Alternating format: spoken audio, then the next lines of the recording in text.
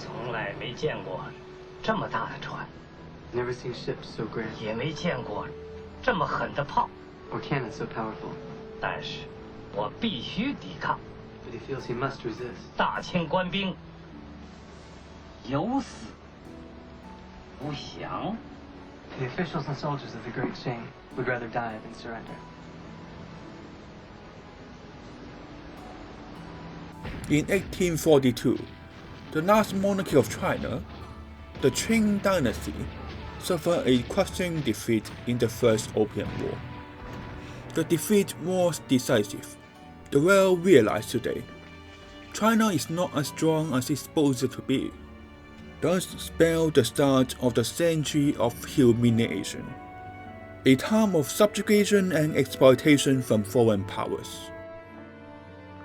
By late 19th century, civil unrest and foreign interventions have pushed people to their limit. It's clear at this point that the incompetent Qing government is losing control. This is when the Boxer Rebellion rose amidst the chaos. The rebellion was never really organized.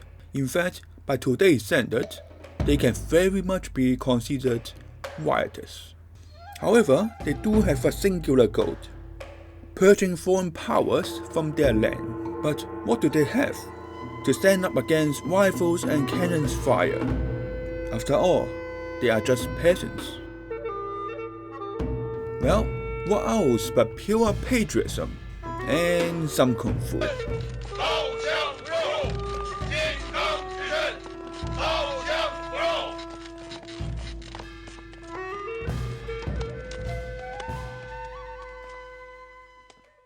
The Boxer Rebellion is often considered to be one of the final straw that breaks the dying empire. In 1900, the rebellion entered Beijing, setting churches and embassies ablaze, while killing any foreigners they can get their hands on.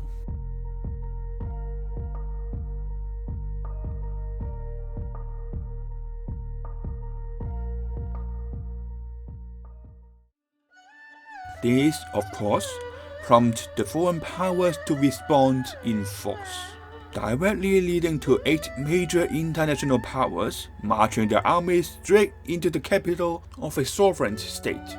In modern times, this is undoubtedly a violation of sovereignty and an act of war. But then, this was the early 20th century. Most of Africa is still colonized. India is not even a country yet. So, the colonizing powers did their usual routines: stormed the rebellion, drove the emperor and empress out of Beijing, looted the city queen, and after all that, asked China for war reparations, of course.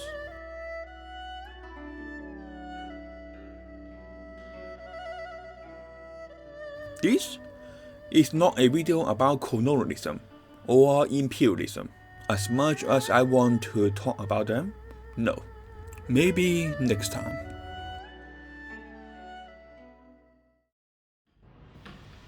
You know what is interesting about the Boxer Rebellion? Well, it's in the name.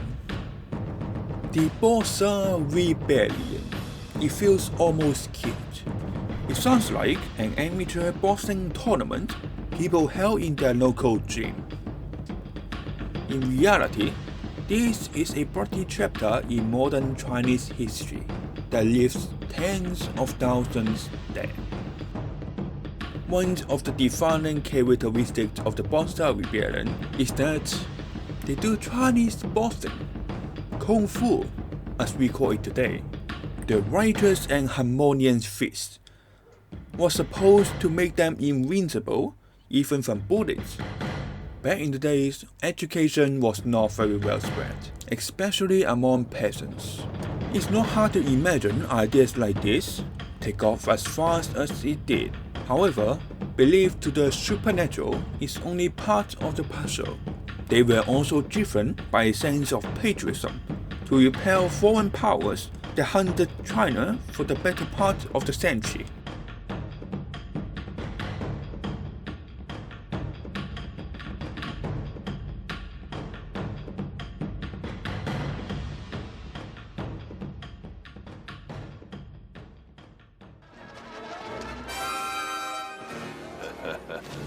as all of you already know, the effectiveness of Kung Fu in modern warfare is limited, to say the very least. Even in hand-to-hand combat, as more refined modern martial arts are introduced, the combat application of traditional Kung Fu is mostly on decline. But one thing that is certainly not in decline is their cultural significance. If you're familiar with your Chinese fiction, then it would not surprise you. From classic martial hero novels to modern movies and TV dramas, Kung Fu is often depicted in an almost supernatural fashion. Being able to knock people out from a few feet away,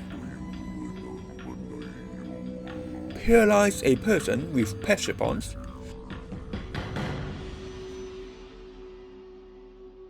and killing you with one finger only. Yeah. But that's okay. This is just fiction. People know that, right? Right?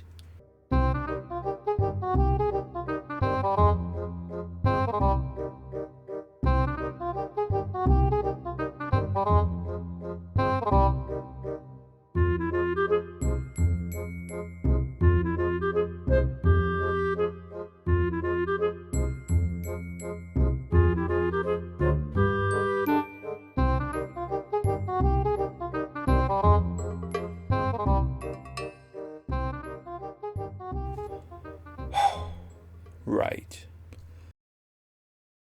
The earliest mention of Chinese martial arts can be traced back to 700 AD. At the time, it was still a very honest attempt to enhance the effectiveness of hand-to-hand and armed combat. But Kung Fu, depicted as an almost supernatural art, actually started in 19th century wuxia fictions, many of which gained popularity by capitalizing on the massive discontent against the incompetent regime.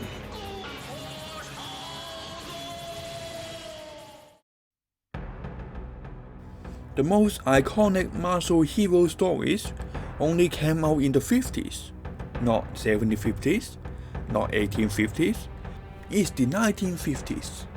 The epic tales of the Condor trilogy, the witty Wei Xiaobu, the skillful yet merciful Chuo Liu Shang.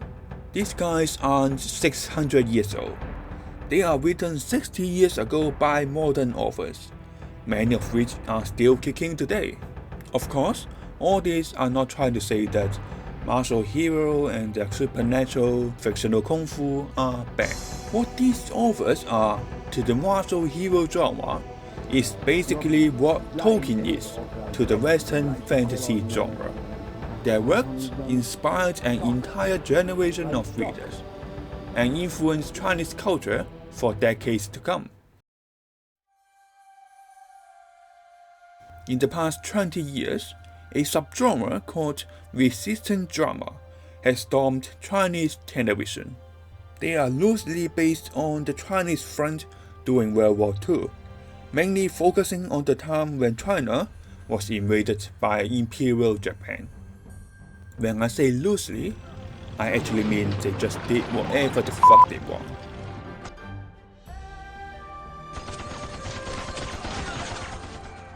Here, see for yourself, from tearing soldiers in half with their bare hands,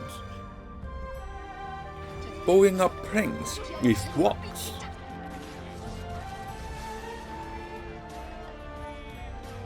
to roundhouse kicking bullets mid-air.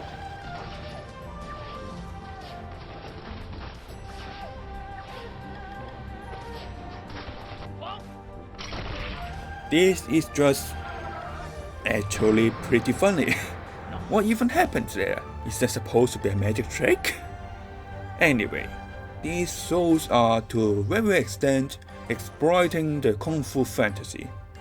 Wouldn't you want to see Kung Fu hero kick ass? But in World War II? Then there is also the more practical reason: censorship. Chinese government put heavy regulations on media, especially on the subject matter they dealt with. I will spare you the details, is mainly about staying in tune with the CCP's political directives and not promoting superstitions. But apparently near supernatural kung fu is fun.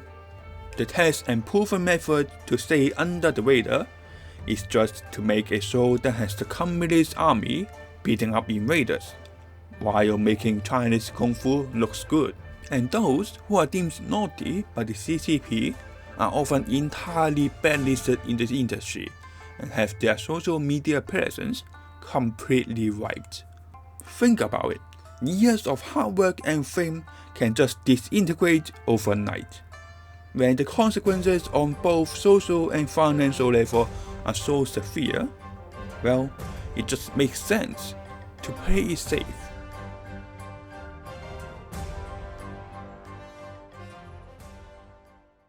A few years ago, the life for a MMA fighter in China was utterly devastated. 代表中国人来打比赛，现在很多中国人来骂我。 The reason?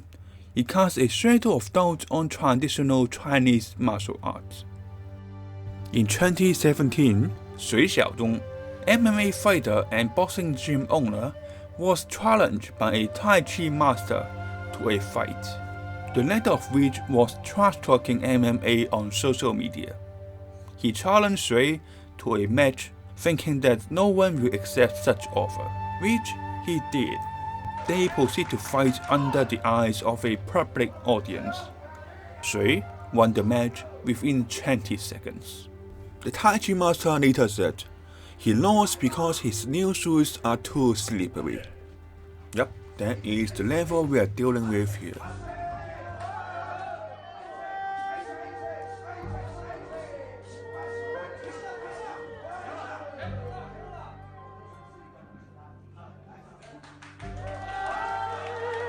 In the following years, Sui had a few more fights with masters from various schools, and got recognized as the hero who exposed fake kung fu.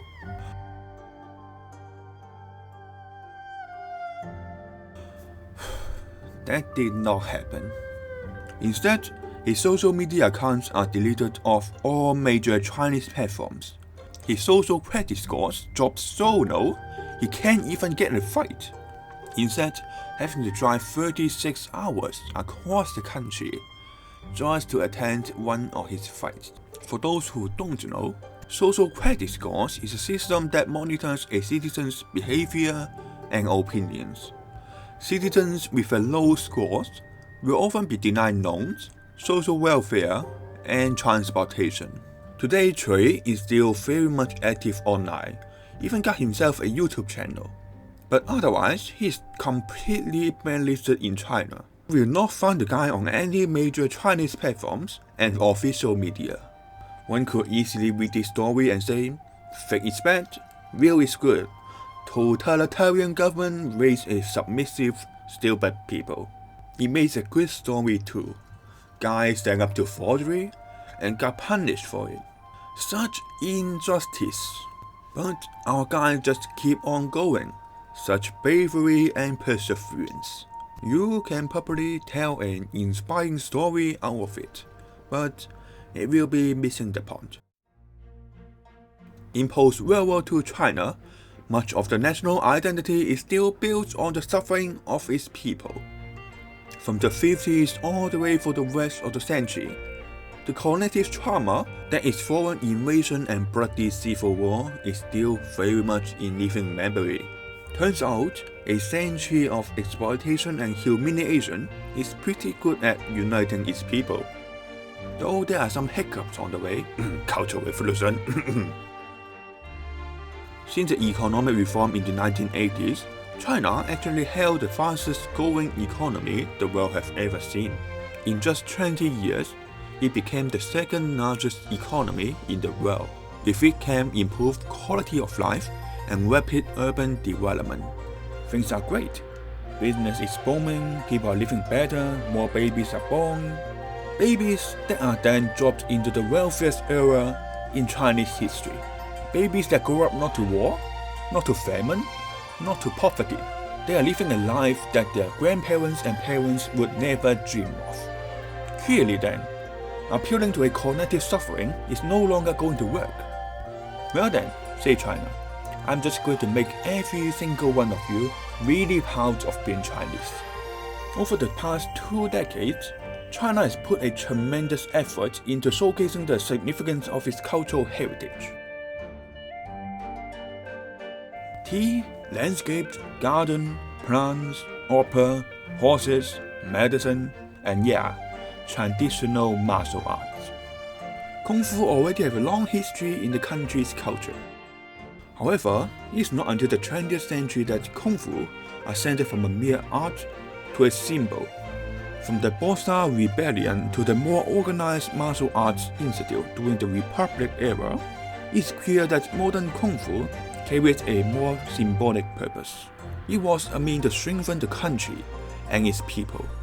As Kung Fu lost its combat application, practicing Kung Fu essentially became a display of patriotism.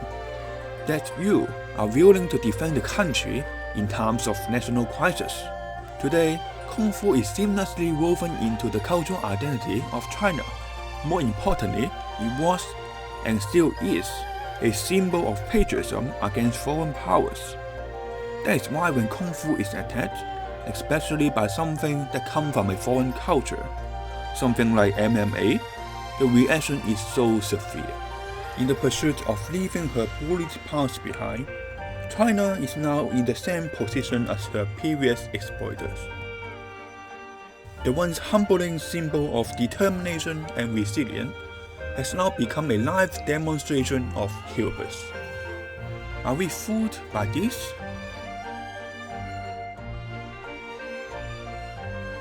No. But then you are a patriot, aren't you?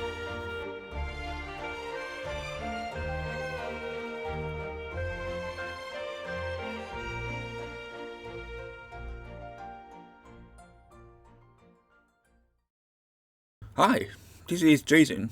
Thank you for sticking to the end. This is actually my first time ever doing something like this, so I'm really happy if anyone at all made it to the end, but thank you.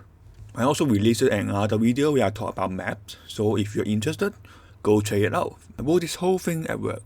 Sorry boss. It took a few months to piece the whole thing together, so I hope you really enjoyed it, or at least find it mildly amusing. I can't say for sure when the next one will be out, but if you like it, give it a like and subscribe. Thank you, and have a good day.